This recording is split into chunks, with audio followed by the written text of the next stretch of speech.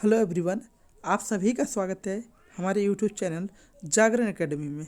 Friends, हम लोगों ने पार्लियामेंट में जितने भी क्वेश्चन आए हुए हैं आज तक उसको सारे देख लिए थे। लगभग 45 क्वेश्चन उसमें थे और उसको हम लोगों ने कंप्लीट कर लिया था। और ऐसे क्वेश्चन जो जिस भी एग्ज़ाम में आए हुए थे उसमें सारे इंक्लूड किए गए थे आपके पार्लियामेंट चैप्टर में। अब हम लोग उसी में से एक स्पेसिफिक टॉपिक लेके जा रहे हैं, लोकसभा, जिसे लोअर हाउस भी कहते हैं। पार्लियामेंट में हम लोगों ने पढ़ा था लोकसभा, राज्यसभा और प्रेसिडेंट, ये तीनों पार्लियामेंट के पार्ट्स होते हैं। अब हम लोग स्पेसिफिक एक पार्ट को लेंगे जिसका नाम है लोकसभा, जिसे लोअर हाउस भी कहते हैं। और इसमें जितने भी क्वेश्चन आज तक आए हुए हैं किसी भी एग्ज़ाम में, चाहे हाई लेवल का एग्ज़ाम हो या लो लेवल का एग्ज़ाम हो, उसमें जितने भी क्वेश्चन आए हैं उसको इसमें इंक्लूड किया गया है। साथ में और भी क्वेश्चन जो नए बनाए जा सकते हैं उसको भी इसमें इंक्लूड किया गया है। तो ये जो वीडियो है आपके पॉलिटी के लोकसभा से जितने भी क्वेश्चन आज तक आए हैं उसके या आ सकते हैं, उसलिए बहुत ही इम्पोर्टेंट हो जाता है। और लोकसभा से जितने भी क्वेश्चन अब आएंगे वो भी आपके गलत नहीं होंगे, ये गारंटी के साथ इस वीडियो में आपको बताया जाएगा। साथ में कॉन्सेप्ट और जितने भी फैक्चुअल चीज़ें हैं उसको भी इसमें इंट्रोड्यूस किया गया है। तो चलिए शुरू करते हैं। देखिए, पहला क्वेश्चन है कि जनता द्वारा प्रत्यक्ष रूप से निर्वाचित सदन को क्या कहा जाता है। तो आपको पता है कि जो लोकसभा हमारी होती है उसमें जनता वोट डालती है और वही अपने सदस्यों को चुन के लोकसभा भेजती है। तो इसका आंसर है लोकसभा। जनता द्वारा जो लोग चुने जाते हैं वो किस सदन में जाते हैं, तो लोकसभा में जाते हैं। तो ये आपका आंसर हो गया लोकसभा। ठीक है, चलिए नेक्स्ट क्वेश्चन पे आते हैं हम लोग। नेक्स्ट क्वेश्चन है कि लोकसभा चुनाव किस पद्धति से कराया जाता है। तो देखिए, लोकसभा का जो चुनाव होता है उसमें जो जनता होती है वो डायरेक्ट वोट डालती है, इसलिए इसका जो चुनाव होता है वो डायरेक्ट प्रत्यक्ष मतदान द्वारा होता है, डायरेक्ट वोटिंग सिस्टम द्वारा होता है। चलिए नेक्स्ट क्वेश्चन है, संविधान में लोकसभा के सदस्यों की मूल संख्या क्या थी।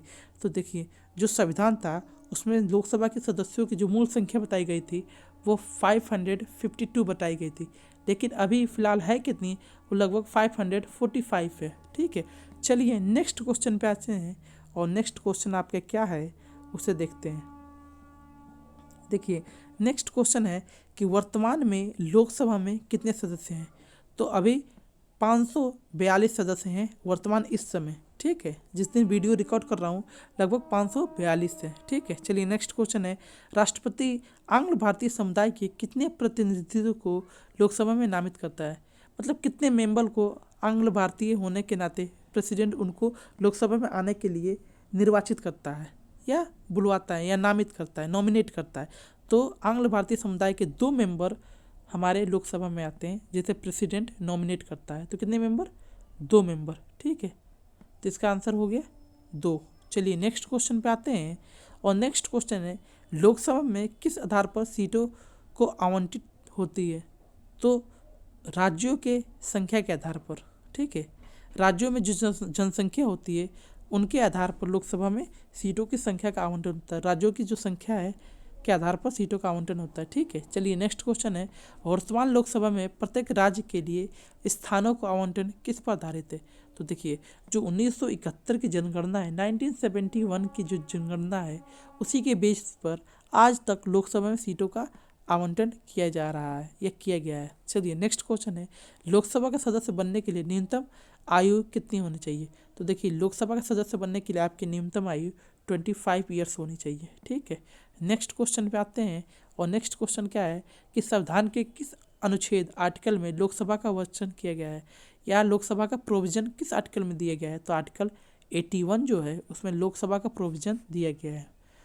चलिए नेक्स्ट क्वेश्चन क्या है आपका कि लोकसभा का सदस्य बनने के लिए आवश्यक शर्तें संविधान के किस अनुच्छेद में दी गई है। अनुच्छेद 75, अनुच्छेद 80, अनुच्छेद 84 या अनुच्छेद 89। तो देखिए, जो अनुच्छेद 84 है ना, उसमें लोकसभा के सदस्य बनने की क्या शर्तें हैं, क्या क्राइटेरिया है, उसका प्रोविज़न दिया गया है। तो आर्टिकल 84। चलिए नेक्स्ट क्वेश्चन है, मंत्रिपरिषद किसके प्रति उत्तरदायित्व होता है। हम लोगों ने जब पार्लियामेंट पढ़ा था या संसद पढ़ा था उसमें भी ये क्वेश्चन आया था। तो उसमें मैंने बताया था कि जो मंत्रिपरिषद होती है वो लोकसभा के प्रति उत्तरदायित्व होती है। तो इसका आंसर क्या है, लोकसभा। चलिए नेक्स्ट क्वेश्चन है, नेक्स्ट क्वेश्चन आपका ये है कि लोकसभा का कार्यकाल कितने दिनों का होता है। तो लोकसभा का कार्यकाल 5 वर्ष का होता है। आपको ये भी पता है कि जब एक बार चुनाव होता है तो 5 सालों के लिए ही वैलिड होता है। चलिए नेक्स्ट क्वेश्चन है कि लोकसभा का पीठासीन अधिकारी कौन होता है। पीठासीन अधिकारी मतलब इन द सेंस कि लोकसभा को कौन और चलाता है, मतलब कौन बातें सुनता है या कौन से डिसीजन देता है, तो वही होता है पीठासीन अधिकारी। तो वो लोकसभा अध्यक्ष होता है। ठीक है, चलिए नेक्स्ट क्वेश्चन आते हैं। लोकसभा अध्यक्ष की अनुपस्थिति में लोकसभा की बैठकों की अध्यक्षता कौन करता है। तो देखिए, जैसे अध्यक्ष बनता है उसके बाद एक उपाध्यक्ष भी बनाया जाता है। जैसे अध्यक्ष को जब चुना जाता है उसके साथ ही एक उपाध्यक्ष भी बनाया जाता है, और ये अध्यक्ष जो पार्लियामेंट के हैं उन्हीं के बीच से ही होता है। और जब अध्यक्ष नहीं रहता तो उपाध्यक्ष उसकी सारी शक्तियों का यूज़ करता है और वही पार्लियामेंट को चलाता है। अस्थायी लोकसभा अध्यक्ष को क्या कहते हैं। तो देखिए, मान लीजिए कि अभी एक लोकसभा नई चुन के आई, चुनाव हुए और इलेक्शन में कोई गवर्नमेंट जीत के आई, तो उस समय तो पुराना वाला स्पीकर चला जा चुका होगा जो अध्यक्ष होगा। तो थोड़े समय के लिए, जब तक नया लोकसभा अध्यक्ष नहीं चुना जाता है, जब तक जो संसद का ऑर्गेनाइज कराता है या अध्यक्ष रहता है उसको कहते हैं प्रोटेम स्पीकर कहते हैं। क्या कहते हैं? Pro tem speaker. ठीक है, तो आंसर नंबर सी इसका सही आंसर है। चलिए नेक्स्ट क्वेश्चन पे आते हैं, और नेक्स्ट क्वेश्चन क्या है। लोकसभा अध्यक्ष और उपाध्यक्ष का पद रिक्त होने की स्थिति में लोकसभा की बैठक की अध्यक्षता कौन करता है। तो प्रोटेम स्पीकर करता है। मैंने वही बताया प्रोटेम स्पीकर। जैसे कि मान लीजिए कि इसको थोड़ा सा समझ लीजिए 1 मिनट के लिए। देखिए, मान लीजिए कि ये चुनाव हुआ आज, ठीक है, और चुनाव में जितने लोग जीत के गए ये संसद में गए। अब संसद में गए तो स्पीकर तो होगा नहीं, ना अध्यक्ष होगा ना उपाध्यक्ष होगा, तो ये लोग अपने में से किसी मेंबर को एक अध्यक्ष चुन लेंगे कुछ दिनों के लिए, जब तक नया अध्यक्ष नहीं चुना जाता। तो ये जो मेंबर होगा इसी को कहा जाता है प्रोटेम स्पीकर। ठीक है, चलिए नेक्स्ट क्वेश्चन पे आते हैं, और नेक्स्ट क्वेश्चन है प्रोमेट स्पीकर। गलत लिख दिया है, थोड़ा टाइपिंग मिस्टेक हो गई है हमारे इसी से, तो इसको कहते हैं देखिए, प्रोटेम स्पीकर की नियुक्ति कौन करता है। तो प्रोटेम स्पीकर जो होता है उसकी नियुक्ति जो करता है वो प्रेसिडेंट करता है। ठीक है, देखिए नेक्स्ट क्वेश्चन है लोकसभा अध्यक्ष और उपाध्यक्ष की अनुपस्थिति में लोकसभा की बैठकों की अध्यक्षता कौन करता है। तो 10 सदस्यों के पैनलों में से कोई एक व्यक्ति करता है। ठीक है, चलिए नेक्स्ट क्वेश्चन है लोकसभा को कौन भंग कर सकता है। तो देखिए, जो लोकसभा है उसको प्रेसिडेंट जब चाहे तब भंग कर सकता है, लेकिन राज्यसभा को कभी भी भंग नहीं किया जा सकता। कई बार क्वेश्चन पूछा जा सकता है। चलिए नेक्स्ट क्वेश्चन है कि लोकसभा के सदस्यों की निर्योग्यता से संबंधित प्रश्नों का निर्णय कौन लेता है। तो फ्रेंड्स, लोकसभा जो अध्यक्ष होता है वो कौन सा सदस्य निर्योग हो गया है उसकी सारे डिसीजन लोकसभा अध्यक्ष लेता है। ठीक है, चलिए नेक्स्ट क्वेश्चन क्या है, कितने दिनों तक अनुपस्थिति रहने पर लोकसभा के सदस्यों की सदस्यता समाप्त हो जाती है। तो फ्रेंड्स, ये जो क्वेश्चन था कि आपके पार्लियामेंट में भी था कि अगर आप 2 माह मतलब 60 दिन लगातार पार्लियामेंट नहीं जाते हैं बिना बताए हुए, तो आपकी सदस्यता जो होती है वो खत्म हो जाती है। ठीक है, नेक्स्ट क्वेश्चन है लोकसभा का अध्यक्ष अपना त्यागपत्र किसे देता है। देखिए, मान लीजिए लोकसभा का अध्यक्ष अपने पद से हटना चाहता है तो वो उपाध्यक्ष को अपना जो त्याग पत्र है वो दे के हट सकता है। चलिए नेक्स्ट क्वेश्चन है, नेक्स्ट क्वेश्चन क्या है कि बजट किसके द्वारा पारित किया जाता है। तो लोकसभा में बजट पेश किया जाता है और लोकसभा द्वारा ही उसे पारित किया जाता है। ठीक है, अविश्वास प्रस्ताव किस सदन में लाया जाता है। फ्रेंड्स, अविश्वास प्रस्ताव लोकसभा में लाया जाता है। ठीक है, मान लीजिए कि इधर ये सत्ता पक्ष है और ये विपक्ष है, सत्ता पक्ष और विपक्ष है। ठीक है, मान लीजिए ये विपक्ष वालों को लगता है कि जो ये गवर्नमेंट चला रहे हैं इनमें जो एमपी हैं, जितने एमपी की ज़रूरत है उतने एमपी इनके पास नहीं है, तो विपक्ष लोकसभा स्पीकर के पास जाएगा और कहेगा कि हमें इन पे विश्वास नहीं है, अविश्वास प्रस्ताव हम लोग ला रहे हैं। तो अविश्वास प्रस्ताव ये लोग लाएंगे और लोकसभा स्पीकर कहेगा जो सत्ता पक्ष में पार्टी है कि आप लोग दिखाइए कि जितने एमपी की ज़रूरत पड़ती है गवर्नमेंट को चलाने के लिए उतने एमपी आपके पक्ष में हैं। तो जो गवर्नमेंट लाती है, जो गवर्नमेंट मान लीजिए बैठी है वो लाती है, वो विश्वास प्रस्ताव होता है, और विपक्ष जो लाता है ये चेक करने के लिए वाकई में इनके पास इतने एमपी हैं कि ये लोग गवर्नमेंट चला रहे हैं, ये होता है अविश्वास प्रस्ताव। ठीक है, और ये लोकसभा में ही लाया जाता है।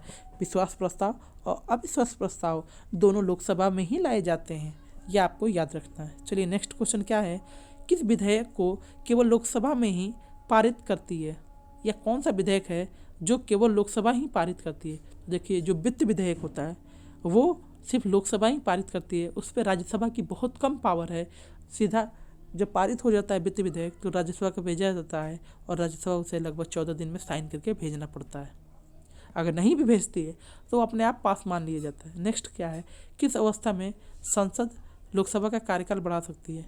मतलब किस अवस्था में संसद जो है लोकसभा का कार्यकाल बढ़ा सकती है। मान लीजिए आपातकाल स्थिति में बढ़ा सकती है। आपातकालीन मान लीजिए कि पूरे इंडिया में इमरजेंसी लगा हो, तब जो लोकसभा का 5 साल की टर्म होती है, 5 साल का कार्यकाल होता है, तो उसको 1 साल बढ़ा सकता है, लेकिन 6-6 महीने करके। ठीक है, चलिए नेक्स्ट क्वेश्चन क्या है, संसद एक बार में लोकसभा के कार्यकाल में कितने समय के लिए वृद्धि कर सकती है। मतलब 1 वर्ष के लिए बढ़ा सकती है, वो 6-6 महीने करके अब 1 वर्ष बढ़ा सकती है। ठीक है, नेक्स्ट क्वेश्चन क्या है कि किस वर्ष लोकसभा का कार्यकाल एक एक करके 2 बार बढ़ाया गया है।